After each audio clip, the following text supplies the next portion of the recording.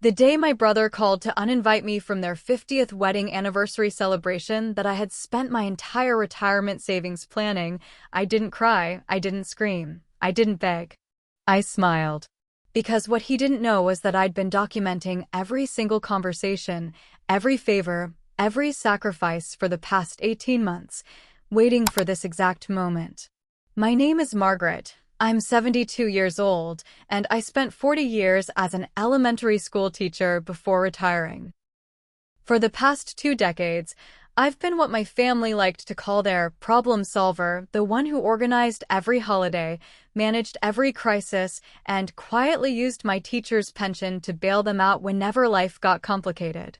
What they didn't know was that their problem solver had been taking very detailed notes. While my brother David was planning to replace me with his wife's estranged daughter at the anniversary dinner I had personally organized and funded, I was 3 steps ahead of him. While my sister-in-law Carol was telling her friends that I was too dramatic for their special day, I was already preparing for the most educational moment of their lives. See, there's something about being underestimated for 72 years that teaches you patience. And there's something about being a teacher that makes you very, very good at documentation. What happened next wasn't revenge, it was a masterclass in consequences. If you've ever felt like the family member everyone takes for granted, hit that subscribe button, because this story is about to show you exactly what happens when the quiet one finally speaks up. Let me paint you a picture of who I was in my family's eyes. Margaret Chin, the spinster sister who never married, never had children, and apparently never had anything better to do than solve everyone else's problems. For 20 years, I was the one they called when their car broke down and they needed a loan. I was the one who organized every Christmas dinner, every birthday party, every family gathering.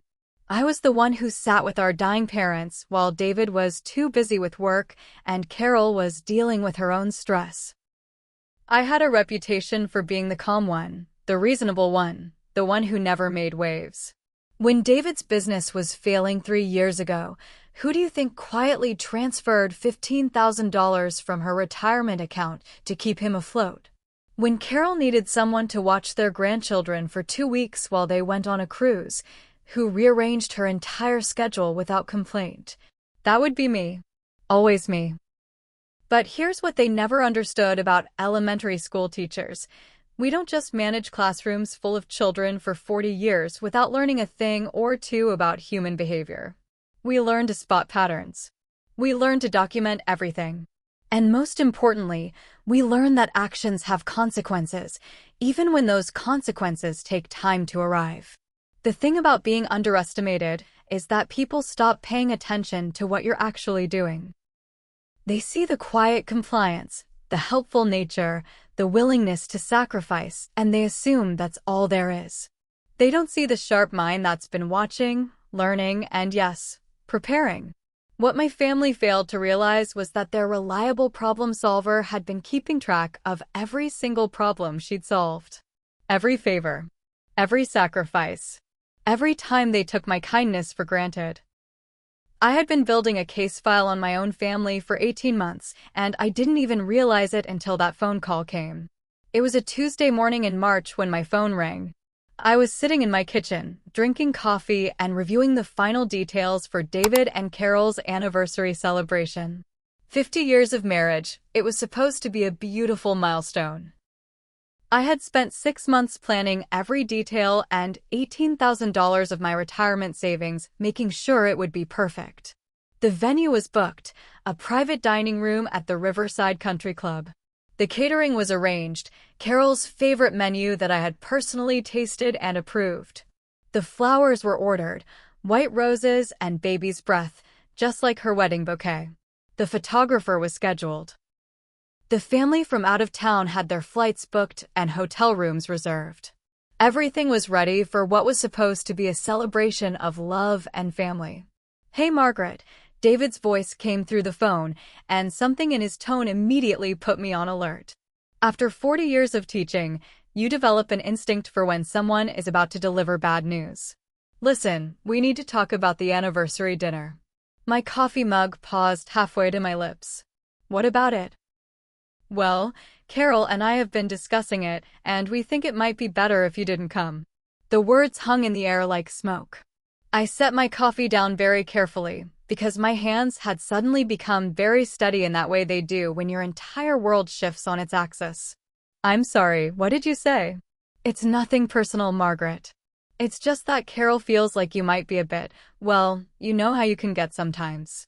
A little dramatic. A little intense. This is supposed to be a happy celebration, and we don't want any negativity bringing down the mood. I stood up from my kitchen table and walked to the window, looking out at the small garden I had spent the morning tending. The irises were just starting to bloom, the same irises I had planted at Carol's request 3 years ago because she mentioned loving them. David, I planned this entire celebration. I paid for this entire celebration. And we're grateful, we really are. That's why we're going to give your spot to Janet instead. You remember Janet, Carol's daughter from her first marriage? She's been going through a rough patch lately, and Carol thinks it would mean a lot to her to be included. Janet. Carol's daughter, who hadn't spoken to the family in 5 years. Janet, who had refused to visit when Carol's mother was dying. Janet, who had never contributed a single dollar or a single hour to any family gathering. Janet was getting my seat at the dinner I had planned and paid for. I see, I said, and my voice was remarkably calm. And when exactly did you and Carol make this decision? Oh, we've been discussing it for a while now. We just wanted to make sure it was the right choice. A while. They had been planning to exclude me for a while, even as I was finalizing menu choices and confirming RSVPs. Even as I was transferring money from my savings account to cover the costs they couldn't afford. Even as I was calling vendors and handling every single detail of their celebration. Well, I said, still staring out at those irises, I suppose that's your decision to make. Thanks for understanding, Margaret. You're always so reasonable about these things. That's what we love about you.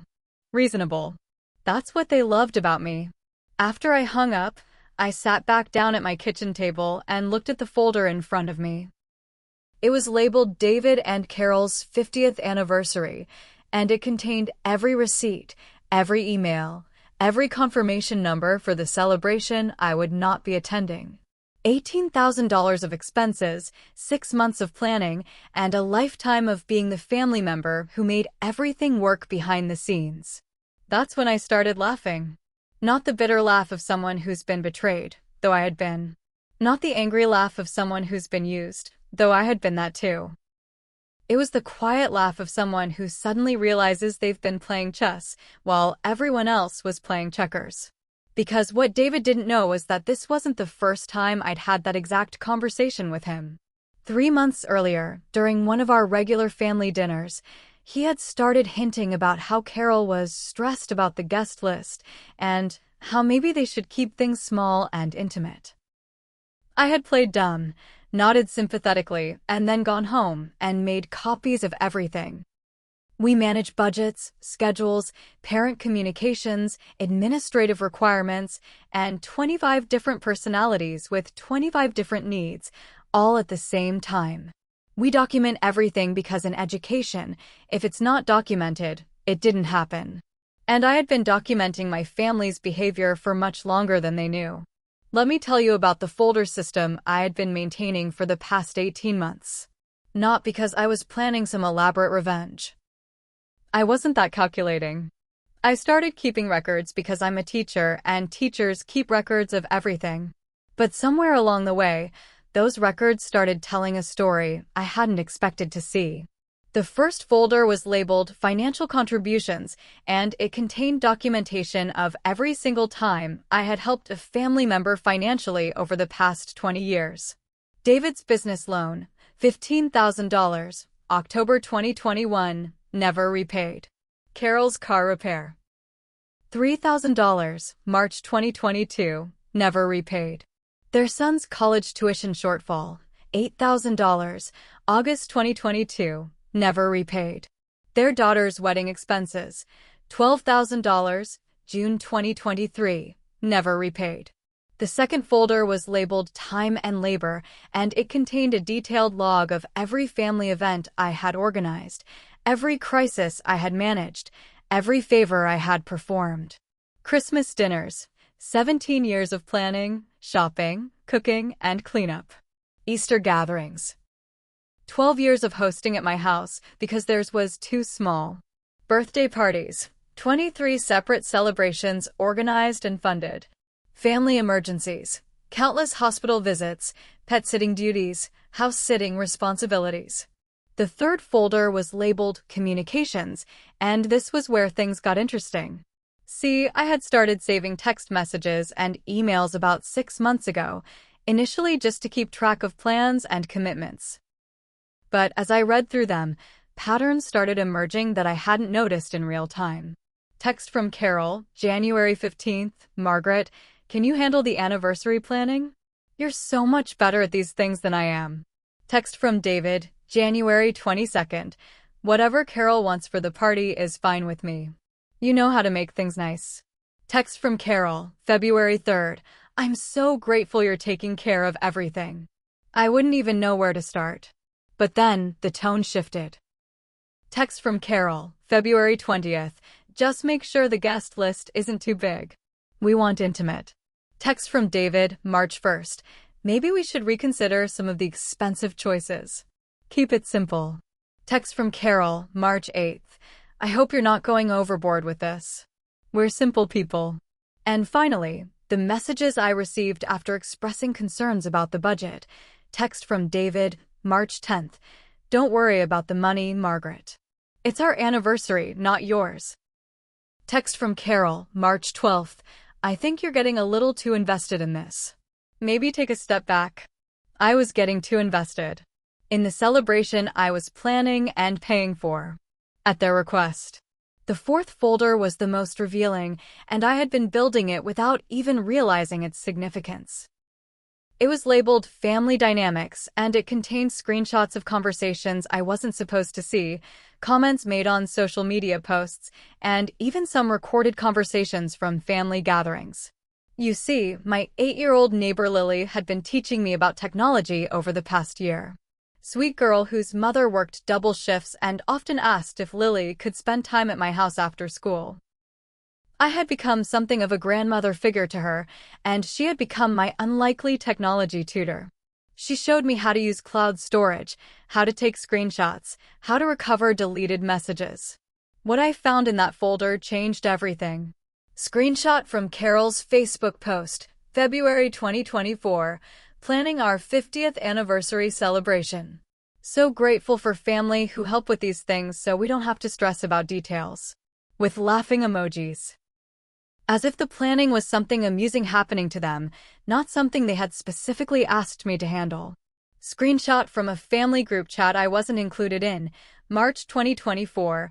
David, Mom's really going overboard with this anniversary thing. Carol, I know, but you know how she gets when she has a project. At least she's happy. David's wife Linda, maybe it's good for her to feel needed. Carol, exactly. It gives her something to do. Something to do. Like I was a lonely old woman playing with party planning to fill my empty days. But the most revealing conversation was one Lily accidentally recorded when she was at my house and my phone was connected to her tablet. It was a 3-way call between David, Carol, and Linda discussing the anniversary celebration while I was in the garden with Lily. Honestly, Carol's voice came through clearly. I think Margaret enjoys the planning more than she'll enjoy the actual party. You know how she gets around people, all awkward and intense. Maybe we should have a smaller celebration, David suggested. Just immediate family. That would hurt her feelings, Linda chimed in. She's put so much work into this. Well, Carol said, and I could hear the smile in her voice. Maybe she'd understand if we explained it the right way. Made it about what's best for everyone. She always understands, David agreed. That's the thing about Margaret, she never makes waves. Never makes waves. That was their perception of me. The family member who never made waves, never caused problems, never stood up for herself. The convenient sister who absorbed every slight, every dismissal, every casual cruelty with perfect understanding. What they didn't know was that their wave-free sister had been building a tsunami for 18 months, one documented conversation at a time. By the time David called to uninvite me from the anniversary celebration, I had a complete record of how I had gone from being the grateful sister helping with party planning to being the dramatic burden who needed to be managed for everyone else's comfort. And that's when I realized something that changed everything. I wasn't the family problem solver. I was the family scapegoat. The person they kept around to handle the unpleasant necessities while they enjoyed the benefits and complained about my methods. Well, I thought, looking at my carefully organized folders, it was time for the scapegoat to teach the family a lesson about consequences. If you're enjoying watching someone finally stand up for themselves, smash that like button, because we're just getting started. The beautiful thing about being a teacher is that you learn to present information in a way that creates maximum educational impact. You don't just tell someone they're wrong, you guide them to the realization themselves. You create a learning experience. That's exactly what I did with my family. The first email went out on Wednesday morning, exactly 24 hours after David's phone call. The subject line was simple: Anniversary Celebration Update, Important Information. Dear family, I wrote, I wanted to inform everyone about some changes to David and Carol's anniversary celebration. Due to recent developments, I will no longer be handling the coordination of this event. Please find attached a detailed breakdown of all arrangements that will need to be managed directly going forward. The attachment was 12 pages long. Every vendor contact, every deposit paid, every detail arranged, every timeline that needed to be followed, every responsibility that would now fall to them. I included account numbers, confirmation codes, contact phone numbers, and detailed notes about dietary restrictions, seating arrangements, and special requests I had spent months coordinating. I also included a separate document titled Financial Summary that outlined every expense I had covered, every deposit I had paid, and every outstanding balance that would need to be settled. $18,473.62. Itemized down to the cost of the specialty linens Carol had insisted were essential for the ambience. Within an hour, my phone started ringing. First call, David. Margaret, what is this email supposed to mean? It means exactly what it says, David. I'm no longer coordinating your anniversary celebration. You'll need to handle those responsibilities yourselves. But everything is already arranged. Yes, it is. The contact information for every vendor is in the attachment. You'll want to call them directly to confirm details and make any necessary payments. Margaret, this is ridiculous. You can't just abandon everything at the last minute. The irony was breathtaking. David, you uninvited me yesterday. I'm simply adjusting my level of involvement to match my level of inclusion. Second call, Carol. Margaret, I think there's been a misunderstanding. When David said you couldn't come to the dinner, he didn't mean you should stop helping with the planning. Oh, I see. So you want me to plan and pay for a celebration I'm not invited to attend? Well, when you put it like that, it sounds bad. How would you put it, Carol? Long pause. Can't we work something out? The work is done, Carol. All the information you need is in the email I sent. Third call, Linda, David's wife. Margaret, everyone is panicking. The anniversary is in 10 days. They don't know how to handle all these details. Then perhaps they shouldn't have decided to handle it without me. Can't you just help them figure it out? For the sake of family? Linda, let me ask you something. If you planned and paid for your anniversary celebration and then your husband uninvited you because you were too dramatic for the occasion, would you continue coordinating the details? Silence. I thought so. But the most interesting call came from someone I hadn't expected, Janet. Carol's estranged daughter who was getting my seat at the dinner. Margaret? This is Janet. Carol gave me your number. Look, I had no idea about any of this drama, and honestly, I don't even want to come to this dinner. My mom just guilted me into it. Now that was fascinating. I see. And when did Carol reach out to invite you? Yesterday. She called crying about how family was so important and how she needed me there for support. I thought something terrible had happened. Yesterday, the same day David called to uninvite me. They had contacted Janet as their backup plan before they even bothered to inform me I was being replaced. Janet, can I ask you something? Did Carol mention that I had planned and paid for this entire celebration? What? No. She said they had been working on it for months and just needed to finalize the guest list. She made it sound like I was filling an empty seat, not taking someone else's place. That conversation was very educational for both of us. By Thursday, the panic had set in.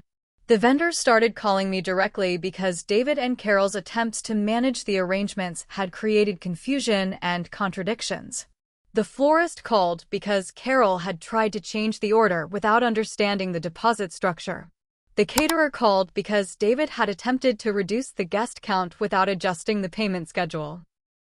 The photographer called because no one had confirmed the timeline or provided the family photo list I had spent weeks creating. Each vendor who called received the same response: I'm no longer coordinating this event. You'll need to work directly with David and Carol Henderson.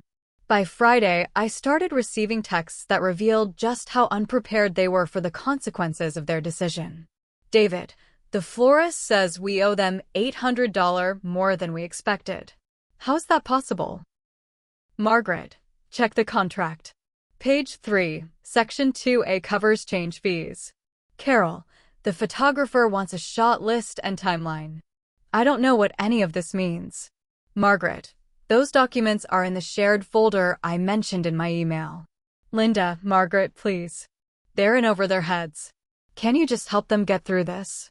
Margaret, they made it clear they could handle it better without me. But the most satisfying message came on Saturday morning from my neighbor Lily. She had been following the drama with the fascination of an 8-year-old watching her first soap opera. Miss Margaret, her text said, my mom wants to know if you need help with anything. She says your family sounds like they don't deserve you. Out of the mouths of babes. That afternoon, I received a visit from David and Carol. They stood on my front porch looking haggard and desperate, like parents who had just realized their child had been handling responsibilities far beyond what they'd understood. Margaret, David began, we need to talk. Of course. Please come in. I served them tea in my best china, the set that had belonged to our mother. The same set I had used for every family gathering I had hosted over the past 20 years. They sat in my living room surrounded by photo albums full of family memories I had curated and preserved, family heirlooms I had maintained and protected, family traditions I had single-handedly kept alive. Margaret, Carol said, her voice smaller than I had ever heard it, we made a mistake. Did you? What kind of mistake? We didn't realize how much work you had put into this celebration. We thought it would be easy to just step in and handle things ourselves. And how is that working out for you? David shifted uncomfortably. It's more complicated than we expected. Complicated how? All the details, all the coordination, all the vendor relationships you had built. We didn't understand what was involved. I see. And what would you like me to do about that? They looked at each other, clearly having hoped I would simply offer to fix everything without them having to ask. We were hoping, Carol said carefully, that you would consider helping us get back on track. And of course, you're invited to the dinner. We never meant to exclude you permanently. Oh, you never meant to exclude me permanently. Just temporarily. Just long enough for me to handle all the unpleasant work while you enjoyed the pleasant celebration. That's not how we meant it, David said weakly. How did you mean it, David? The silence stretched between us like a chasm. Finally, Carol spoke. We took you for granted, she said quietly. We've been taking you for granted for years, and we didn't realize it until we tried to handle things ourselves. And what exactly did you take for granted? Everything, David said, his voice barely above a whisper. Your time, your money, your effort, your care for all of us. It was the first honest thing either of them had said to me in months. Well, I said, setting down my teacup, I appreciate your honesty. But I'm afraid my level of involvement in family celebrations has changed permanently. The look on their faces when they realized I wasn't going to fix everything was worth 18 months of careful documentation. What happened next wasn't cruelty, it was education. Sometimes the most powerful lessons are the ones people teach themselves through natural consequences.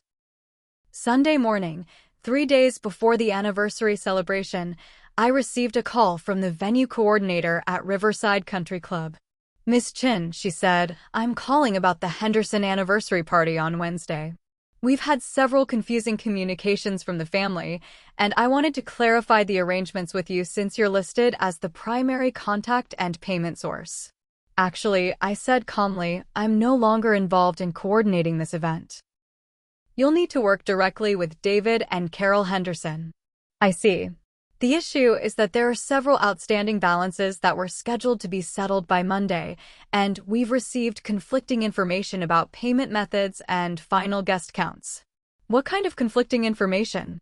"Well, Mr. Henderson called to reduce the guest count from 45 to 30, but Mrs. Henderson called an hour later to change it to 38. Then someone else called. Linda Henderson, I think, to ask about changing the menu entirely. But any changes at this point would require additional fees, and no one seems to understand the payment structure." "I see. And what's the total amount due?"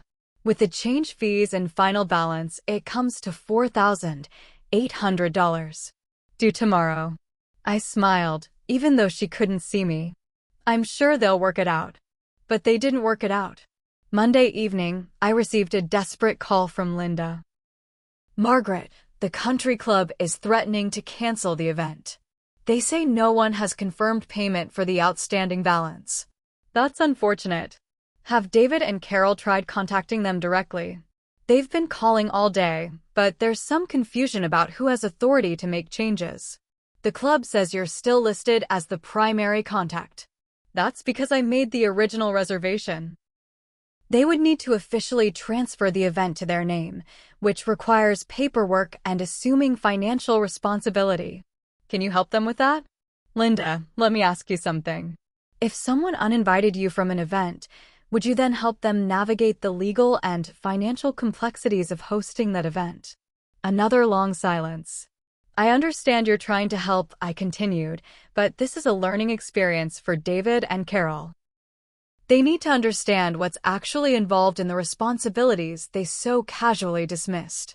Tuesday morning brought a flurry of panicked communications. Text messages, phone calls, even a visit from my neighbor who had been recruited as a messenger. Everyone had suggestions for how I could help the family without fully re-engaging with the anniversary coordination. The most interesting message came from Janet. "Margaret, I told my mom I'm not comfortable taking your place at this dinner. She's acting like you're being unreasonable, but I think what she did to you is terrible. I'm not coming, and I told her exactly why." That afternoon, I received a call from someone I hadn't heard from in over a year, my nephew Marcus, David's son. "Aunt Margaret," he said, "I just found out what happened with the anniversary dinner. I had no idea Dad and Carol uninvited you." "How did you find out?" "Janet called me. She explained the whole situation and said she refused to take your place." "Aunt Margaret, I'm horrified. I had no idea you were planning and paying for everything. Most people didn't. I don't generally advertise my contributions to family events. But that's exactly the problem, isn't it? We all just assume things happen magically without thinking about who is making them happen." Marcus was always the brightest of the grandchildren. "I'm not coming to the dinner either," he continued. "And I'm going to talk to my cousins about it too. What Dad and Carol did is unacceptable." By Tuesday evening, the guest list for David and Carol's anniversary celebration had dwindled from 45 to 22. Janet had withdrawn. Marcus had withdrawn. 2 of my other nephews had withdrawn after Marcus explained the situation to them. Several family friends had quietly canceled after hearing rumors about family drama. Wednesday morning, the day of the celebration, I was in my garden watering those irises when my phone rang. It was the venue coordinator from Riverside Country Club. "Miss Chin, I'm calling about the Henderson event tonight. I'm afraid we've had to cancel the reservation. Oh my. What happened? The final payment was never made, and when we tried to process the card on file this morning, which is yours, Mr. Henderson told us he had no authorization to use it. We can't host an event without confirmed payment. I understand completely. That's very professional of you. The family seems to be in quite a state of confusion. Mrs. Henderson was crying when I spoke to her an hour ago. I felt a small pang of sympathy, but it was overwhelmed by a much larger sense of justice. I'm sure they'll figure out alternative arrangements. That evening, instead of attending a celebration at Riverside Country Club, I had dinner at home with Lily and her mother Rosa. We made homemade pizza and watched old movies, and it was one of the most peaceful evenings I'd had in months. Around 9 o'clock, my phone buzzed with a text from David. We managed to get a table at Denny's for 12 people. Carol cried through most of dinner. I hope you're happy. I wasn't happy. I was educated. There's a difference. I was educated about the true nature of my relationships with people who had claimed to love me while consistently devaluing my contributions. I was educated about the difference between being appreciated and being exploited. I was educated about what happens when people who take credit for your work are suddenly forced to do that work themselves. Most importantly, I was educated about my own worth. Not as defined by my usefulness to others, but as defined by my own standards of dignity and respect. The next morning brought a series of apologetic messages from various family members who had finally learned the full story. Some were genuine expressions of regret and understanding. Others were transparent attempts to get back into my good graces because they had realized how much they depended on my behind-the-scenes management of family logistics. But the message that mattered most came from Lily. Miss Margaret, my mom says what you did was brave. She wants to know if you want to go out for ice cream to celebrate standing up for yourself. That's exactly what we did. 3 weeks after the anniversary debacle, I received a call that surprised me. It was from my sister-in-law's mother, Eleanor, who was 91 years old and sharp as a tack. Margaret, she said, I heard about what happened with the anniversary celebration. I think you should know that Carol has been telling people you sabotaged the party out of spite. And what do you think, Eleanor? I think my daughter has spent 68 years expecting other people to clean up her messes, and she finally met someone who refused to do it. Eleanor asked if she could come visit, and the next afternoon, she arrived at my house with a manila folder that would change everything. I've been saving these for years, she said, settling into my living room chair with the folder in her lap. Letters, cards, and notes that Carol and David have written about you when they thought no one was paying attention. She opened the folder and began reading, "Thank God for Margaret," from a Christmas card David had written to Eleanor 5 years earlier. I don't know what we'd do without her. She handles everything so we don't have to worry about family obligations. Another note, from Carol to Eleanor 3 years ago, Margaret is such a blessing. She takes care of all the tedious family stuff so we can just enjoy the fun parts. It's like having a personal assistant who works for free. And another, from just 8 months ago, sometimes I feel guilty about how much Margaret does for us, but then I remember she doesn't have a husband or children of her own, so taking care of us probably gives her life meaning. 23 pieces of correspondence spanning 15 years, all expressing the same sentiment. Margaret was useful, Margaret was convenient, Margaret existed to serve their needs while they enjoyed the benefits. Eleanor, I said carefully, why are you showing me these?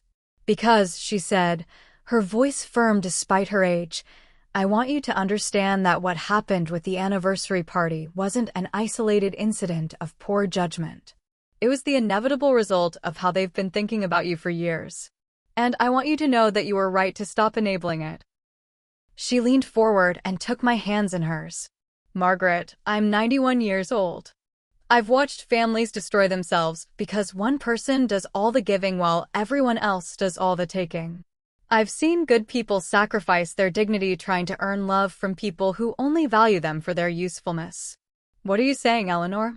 I'm saying that what you did wasn't revenge. It was self-preservation.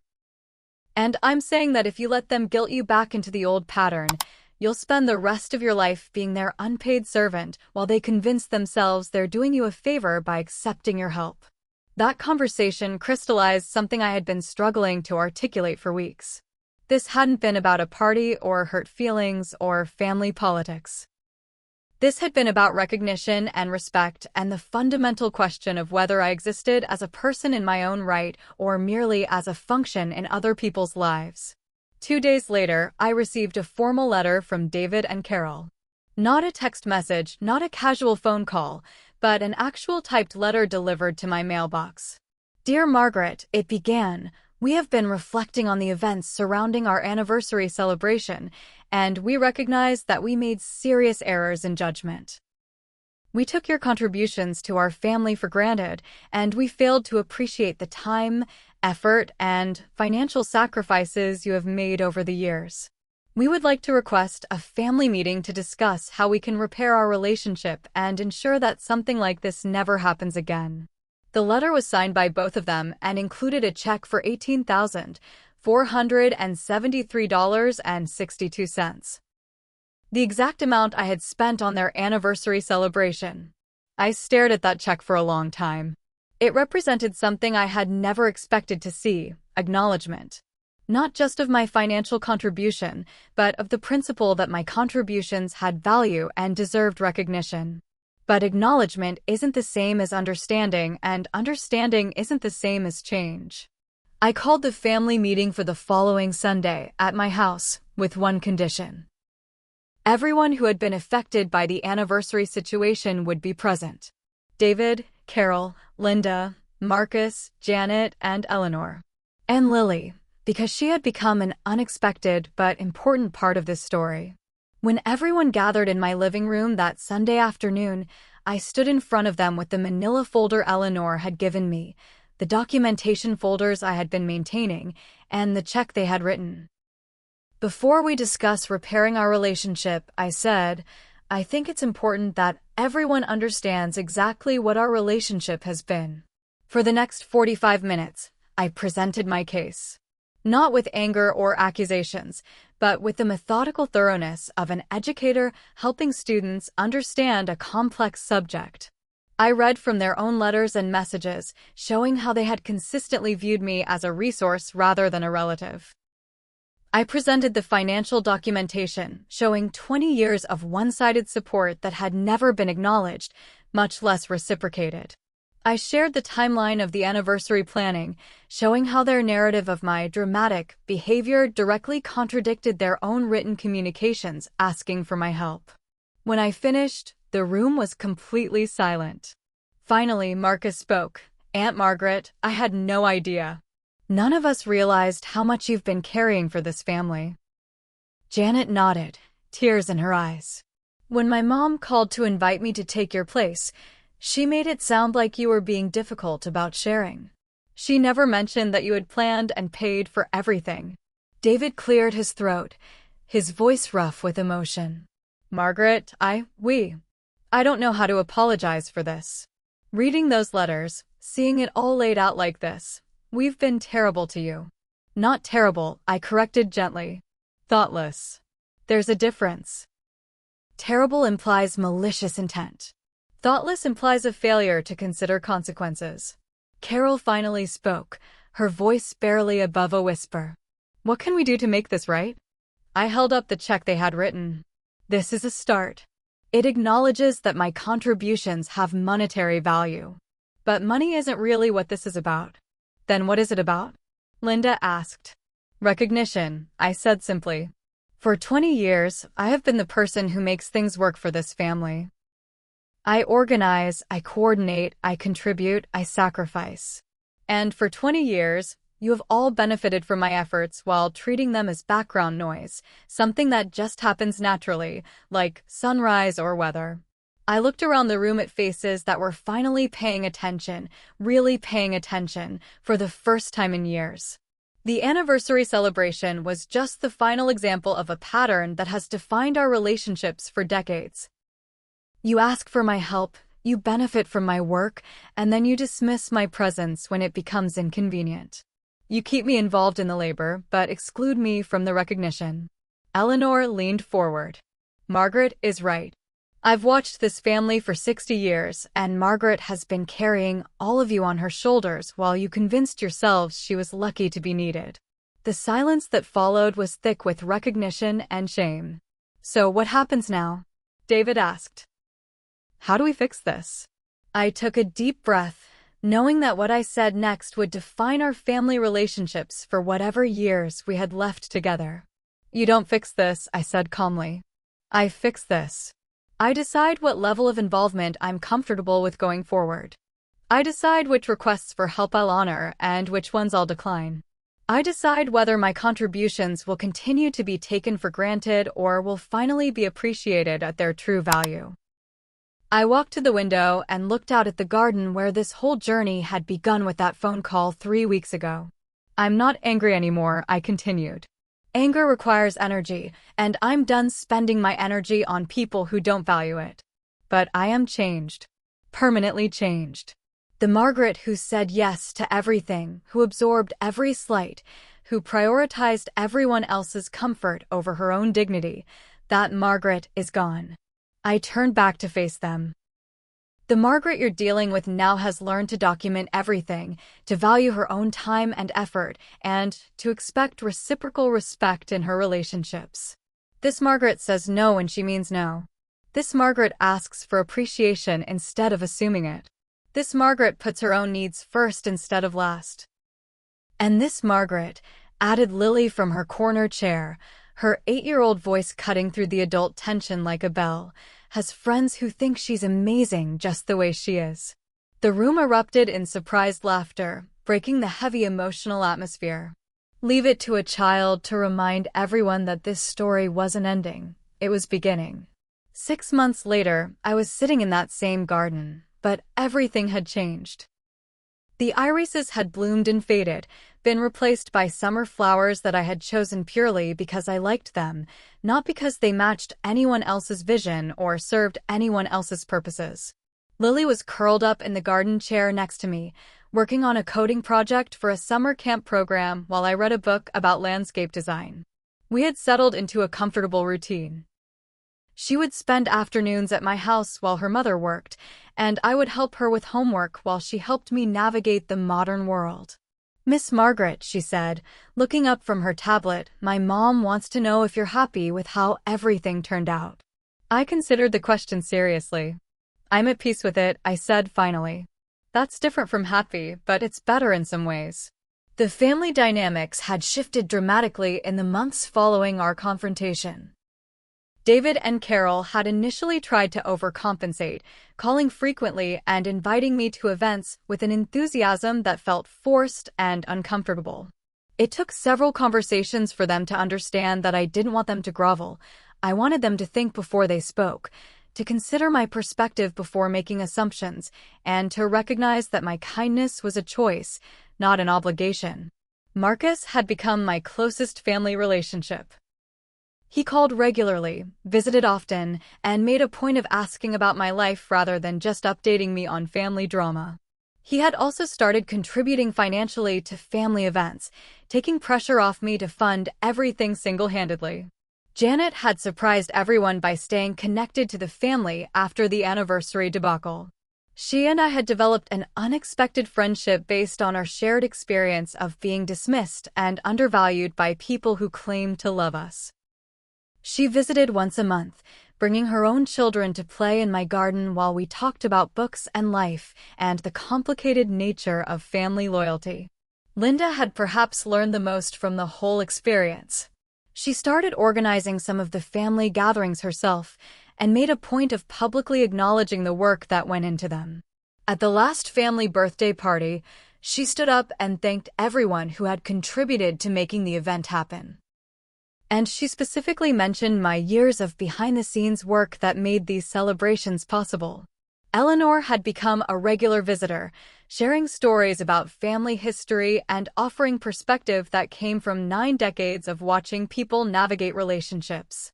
She had also started sharing some of the financial burden of family events, saying it was time for her generation to contribute instead of always expecting the next generation to carry the load. But the most significant change was in me. I had discovered something I hadn't expected, the freedom that comes from being selectively generous instead of universally available. When I helped family members now, it was because I chose to, not because I was expected to. And that choice made my contributions feel valuable rather than obligatory. I had also discovered new relationships and interests that had nothing to do with my family role. Lily and her mother Rosa had become chosen family. People who appreciated me for who I was rather than what I could do for them. I had joined a book club, started taking photography classes, and even planned a solo trip to Ireland for the following spring. "Miss Margaret," Lily said, interrupting my thoughts, "are you going to Uncle David's birthday party next month?" I smiled. David's 70th birthday was coming up, and for the first time in 20 years, someone else was organizing the celebration. Carol had stepped up to handle the planning, and she had asked for my input rather than my labor. "Yes, I'm going. Carol is doing a good job with the arrangements, and she asked if I would make my famous potato salad. Are you excited about it?" "I'm looking forward to it," I said honestly. It will be nice to attend a family party as a guest instead of as the unpaid event coordinator. That evening, I received a text from David. "Margaret, Carol showed me the menu for my birthday party. I'm excited to try your potato salad again. It's been too long since we've had it at a family gathering. Thank you for contributing to the celebration." Such a simple message, but it represented something that had never existed before in our family dynamic: explicit appreciation for specific contributions. David was learning to notice and acknowledge the efforts that made family events special, instead of assuming they happened by magic. I texted back, "Looking forward to celebrating with everyone. It's nice to be able to contribute to an event without having to manage every detail." His response came quickly. "I can't imagine how exhausted you must have been all those years, handling everything by yourself. I'm glad we're doing things differently now." Recognition. Finally, after 7 decades of life and 20 years of being the family caretaker, I was receiving recognition for my contributions instead of criticism for my limitations. As I prepared for bed that night, I reflected on the lessons this experience had taught me. The most important one was about the difference between being needed and being valued. For years, I had confused the two. I thought that being indispensable made me valuable, that being the person everyone called in a crisis meant I was loved and appreciated. But being needed can become a trap if the people who need you start taking your availability for granted. Being valued, on the other hand, requires recognition, appreciation, and reciprocal respect. It requires people to see you as a person with your own needs and limitations, not just as a resource to be utilized. The second lesson was about the power of documentation and clear communication. For decades, I had operated on assumptions and implications, never clearly stating my expectations or boundaries. I had assumed that my family would naturally appreciate my efforts and reciprocate my generosity. When that didn't happen, I had internalized the disappointment instead of addressing it directly. The folders I had maintained, the conversations I had recorded, the evidence I had gathered, all of that had forced both my family and myself to confront the reality of our relationships rather than the comfortable fiction we had all been maintaining.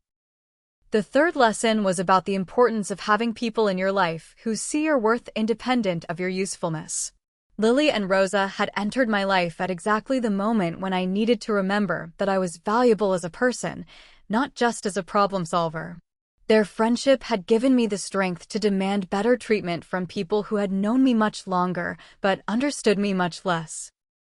3 months later, I received an unexpected phone call from a woman named Patricia whose daughter attended Lily's school. "I hope you don't mind me calling," she said.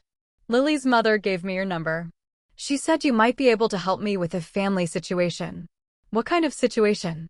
"It's similar to what Lily told my daughter about, how you stood up to family members who were taking advantage of you. I'm having problems with my in-laws, and Rosa thought you might have some advice." That conversation led to others.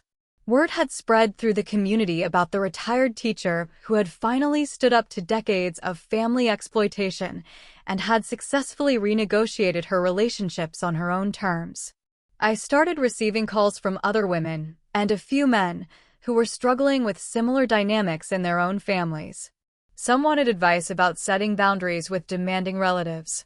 Others needed help documenting patterns of emotional or financial abuse. A few were looking for support as they navigated the process of changing long-established family roles. I realized I had accidentally become an expert in something I had never intended to study: the psychology of family scapegoating and the practical steps required to break generational patterns of exploitation. That's when Lily had her brilliant idea. "Miss Margaret," she said one afternoon as we worked in the garden together, "you should make videos about this stuff. Like YouTube videos where you teach people how to stand up for themselves and their families." Videos? Lily, I'm 72 years old. I don't know anything about making videos. I do, she said with the confidence that only an 8-year-old can possess. I can teach you. And my mom says there are lots of people who need to hear what you learned. That's how this YouTube channel was born. With the help of an 8-year-old technology expert and the support of a community of people who had found their voices after decades of silence, I began sharing the story you've just heard. Because here's what I learned about revenge. The best revenge isn't hurting the people who hurt you. The best revenge is living so well, so authentically, so freely that their opinion of you becomes irrelevant to your happiness. The best revenge is teaching other people to recognize their own worth and demand the respect they deserve. The best revenge is showing everyone who underestimated you exactly who you've always been. Not by changing yourself to prove them wrong, but by finally allowing yourself to be seen clearly. My family learned that I wasn't their doormat. But more importantly, I learned that I had never been their doormat. I had been a generous, capable, loving person who had simply forgotten to require reciprocal generosity, capability, and love. If this story resonated with you, if you've ever felt taken for granted by people who claim to care about you, if you've ever wondered whether you're being too sensitive or asking for too much, I want you to know that your feelings are valid. Your contributions matter, and you deserve relationships based on mutual respect rather than one-sided service.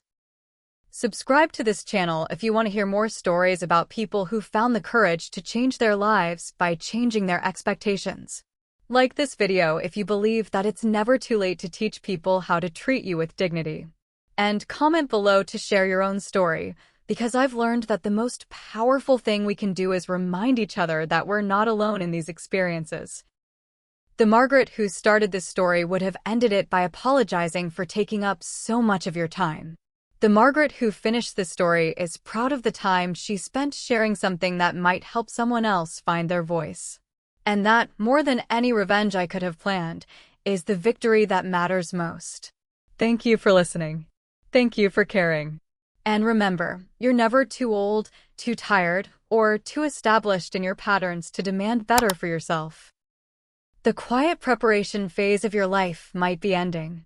The phase where you finally speak up for yourself is just beginning. I can't wait to see what you do with that power.